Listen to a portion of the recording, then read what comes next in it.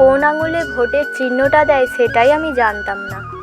রাধে রাধে, হরে কৃষ্ণ বন্ধুরা, welcome back to my channel. তোমরা সকলে কেমন আছো? আশা করছি তোমরা সকলে খুবই ভালো আছো। এখন আমরা সবাই যাচ্ছিলাম ভোট দিতে। আমরা ভাবলাম যে দুপুরবেলা ফাঁকা থাকবে, তো রোদটা দেখো জাস্ট কত রোদ, আর এই রোদ্দুর মাথায় করেই কিন্তু আমরা এখন তিনজনে ভোট দিতে যাচ্ছিলাম। আর দেখো বন্ধুরা, তখন কিন্তু রাস্তায় কেউ নেই, কারণ যারা ভোট দিবে শুধুমাত্র তারাই ঘর থেকে বেরাবে, বাদবাকি দোকান দানি সমস্ত কিছু কিন্তু একদম টোটালি বন্ধ।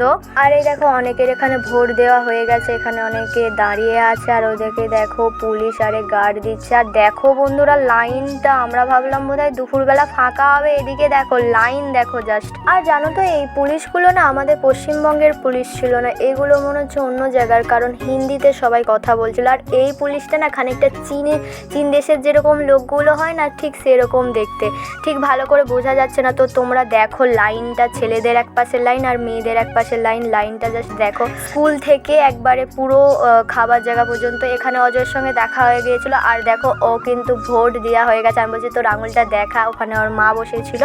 তো দেখো এখানটায় তবু একটু পাখা চলছিল, আর তারপর আমরা লাইন দিয়ে দিয়েছিলাম। আর প্রচণ্ড কিন্তু গরমও ছিল, আর ফোন নিয়ে কিন্তু ভিতরে অ্যালাউ নেই, তাই কিন্তু আমরা ফাঁকেই ফোনটা জমা দিয়ে রেখে গিয়েছিলাম, আর এসে কিন্তু ফোনটা নিয়ে নিয়েছিলাম। আমার কিন্তু ভোট দেওয়া কমপ্লিট হয়ে গেছে। তোমরা দেখো কোন আঙুলের আমি নেল পলিশটা তুলেছিলাম আর কোন আঙুলে আমার কিন্তু দাগটা পড়েছে, তোমরা জাস্ট দেখো। মানে আমি জানতামই না যে এই ভোটের চিহ্নটা ঠিক কোন আঙুলে দেয়। তো যেহেতু আমি এই ফার্স্ট টাইম ভোট দিতে গিয়েছিলাম, আমার না একটু ভয় করছিল যে কীরকম করে কি দিতে হয়, বাট দেওয়ার পরে একদম খুবই সোজা। তো তোমরা কে কে ভোট দিতে গিয়েছিলে কমেন্ট করে জানাবে কিন্তু।